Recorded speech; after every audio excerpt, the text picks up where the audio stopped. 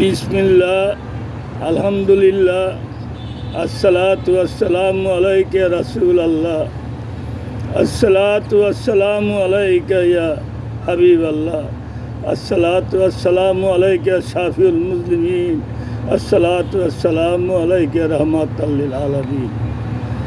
শত বছরের আশা রাখি, এক পলকে খবর নাই, একদিন তো মরেই যাবে।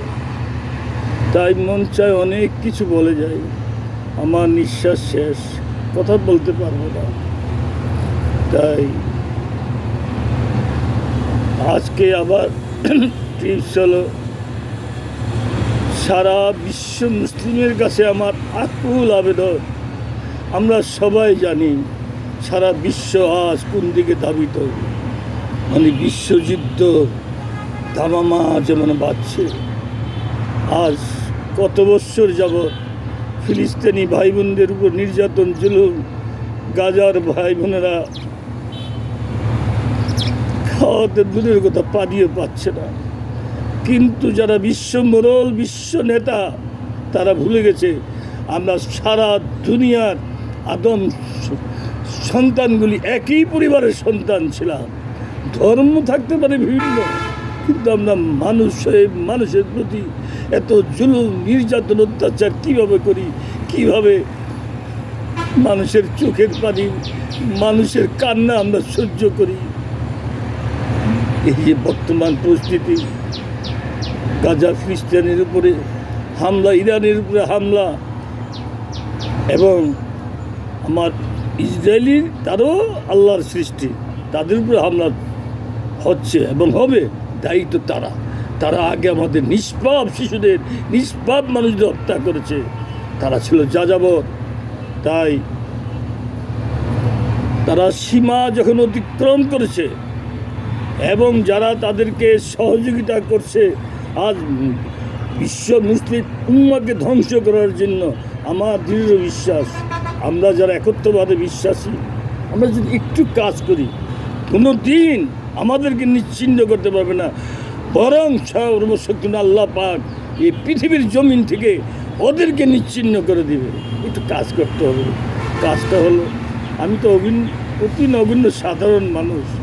আমার ধারণা, আমরা যারা সাধারণ মুসলিম বা একত্ববাদে বিশ্বাসী আছি, অন্ততপক্ষে নামাজের সময় সত্যভোগ আসমান জমিনের মালিকের পবিত্র কুদরতি চরণের সাজদা দিয়ে 2 ফোঁটা চোখের জল ফেলে ফরিয়াদ জানাই, হে রাব্বুল আলামিন, তুমি আমার রব, তুমি আমার সব, তুমি ছাড়া তো আর কোনো রব নাই। কার দরবারে যাব? তুমি বিশ্ব মুসলিমদের বিজয় দান করো। যে কাফের, মুশরিক, মুনাফিকরা আমাদেরকে ধ্বংস করতে চায়, ওদের হেদায়েত নসিব করো। না হয় ওদেরকে নিশ্চিহ্ন করে দাও। ইনশাল্লাহ আল্লাহ রহমানুর রাহিম কবুল করবেনই করবে। আর যারা আমাদের মুসলিমের ভিতরে হক্কানি আলেম, পীরে কামেল, স্পিরিচুয়াল পাওয়ার বা আধ্যাত্মিকভাবে যারা একটু এগিয়ে আছেন, তারা তো, আমার ধারণা, তারা তো সবসময় দোয়া করতে পারেন। চলাফেরায়, হাঁটাপথে হাঁটবে তো তার দেহ, তার আত্মাকে হুকুম করবে, যা কাবায় গিয়ে শীতে গিয়ে নয়নের জল ফেল। যারা আরও উপরে, যা আরও সে আজমি সিজদায় পড়ে থাক।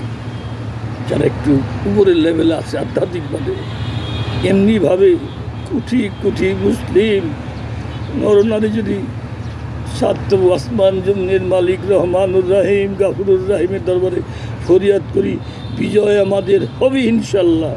আমাদেরকে ভাবতে হবে, যদি আমরা না চাই পরিবর্তন, আমাদের আল্লাহ পরিবর্তন করবেন না।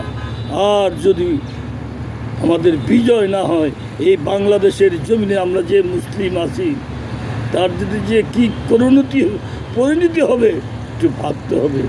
পার্শ্ববর্তী দেশ, বন্ধুপ্রতিম রাষ্ট্র বলি, তারা কি বন্ধুত্বের পরিচয় দিয়েছে? কোনো সরকার প্রতিবাদ করেনি। এবং মধ্যপ্রাচ্যে তাদের লক্ষ লক্ষ লোক চাকরি করে, তারা তো হিন্দু, মুসলিম না। আমার জানা নেই, বা বাংলাদেশেও অনেক হিন্দু চাকরি করেন। আমরা বা মধ্যপ্রাচ্যের তারা কি বলেছে, এই লা ইলাহা ইল্লাল্লাহ মুহাম্মাদুর রাসূলুল্লাহ বল, হ্যাঁ, নাহলে চাকরি করতে পারবি না, এদেশে থাকতে বলেনি। কিন্তু ওরা আমাদের মুসলিমকে দাড়ি টেনে ছিঁড়ে অনেকের মুখ সেলাই করে দিয়েছে, বল জয় শ্রীরাম বল।